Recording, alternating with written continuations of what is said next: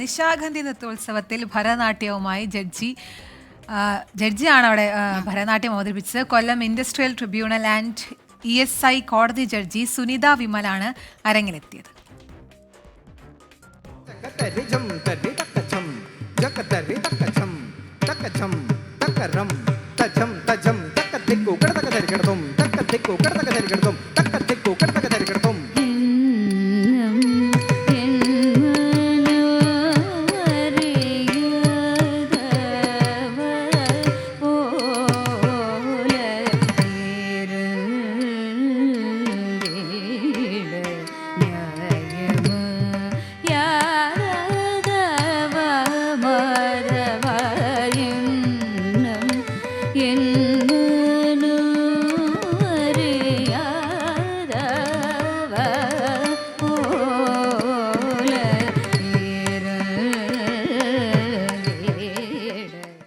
School college കാലം മുതൽ നൃത്തരംഗത്ത് സജീവമാണ് കൊല്ലം സ്വദേശിനിയായ സുനിത വിമൽ.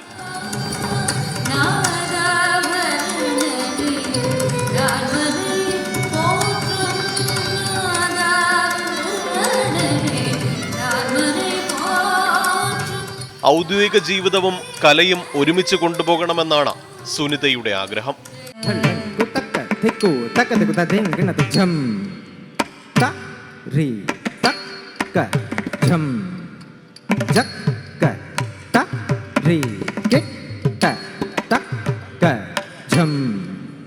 ചെറിയ പ്രായത്തിലെ ഞാൻ നൃത്തം അഭ്യസിച്ച് തുടങ്ങിയിരുന്നു. പക്ഷേ പിന്നീട് എല്ലാവരെയും പോലെ തന്നെ കുടുംബജീവിതമൊക്കെ ആയി, അത് ആദ്യം പഠിത്തത്തിൻ്റെ കാര്യത്തിൽ, പിന്നെ കുടുംബജീവിതമൊക്കെ ആയിട്ട് മാറിയെങ്കിലും പിന്നീട് നമ്മുടെ മനസ്സിൽ ആ ഒരു പാഷൻ ഉള്ളത് കൊണ്ട് അത് മുന്നോട്ട് കൊണ്ടുപോകണമെന്ന് തോന്നി.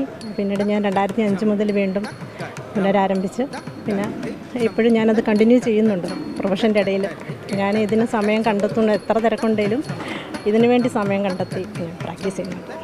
കലാക്ഷേത്ര വിലാസിനിയാണ് ആദ്യകാല ഗുരു.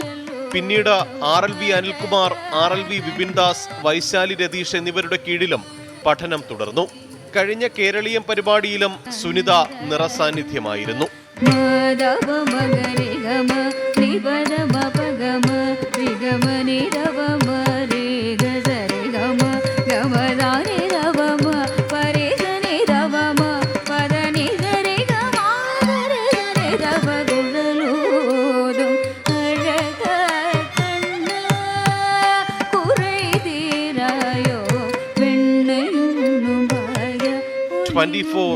തിരുവനന്തപുരം.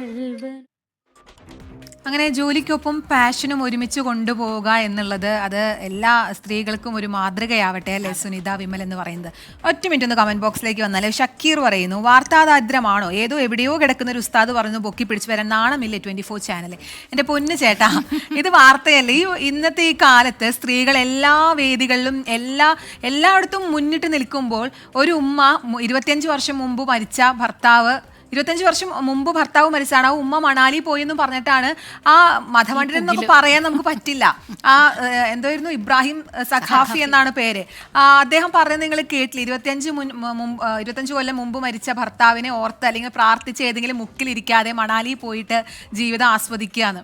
അത് എനിക്ക് മനസ്സിലാവുന്നില്ല. അതാ ഉമ്മച്ചിയുടെ ഭാഗത്തുനിന്ന് ചിന്തിച്ച ചേട്ടന്റെ ചിന്ത മാറും എന്നാണ് എനിക്ക്. അല്ല, എനിക്ക് തോന്നുന്നു ഇവർക്ക് അസൂയാണെന്ന് എനിക്ക് മനസ്സിലാവുന്നില്ല. ഉമ്മ അടിച്ചു പൊളിച്ചോട്ടെ, അവരുടെ വാർദ്ധക്യം അവരെവിടെയെങ്കിലും പോയി അടിച്ചു പൊളിച്ചോട്ടെ. എല്ലാവരും കിടന്ന് പാടുകടണം മുഴുവനും സന്തോഷമായിട്ട്, വളരെ ചെറിയൊരു ജീവിതമാണ്, സന്തോഷമായിട്ട് ജീവിക്കണം.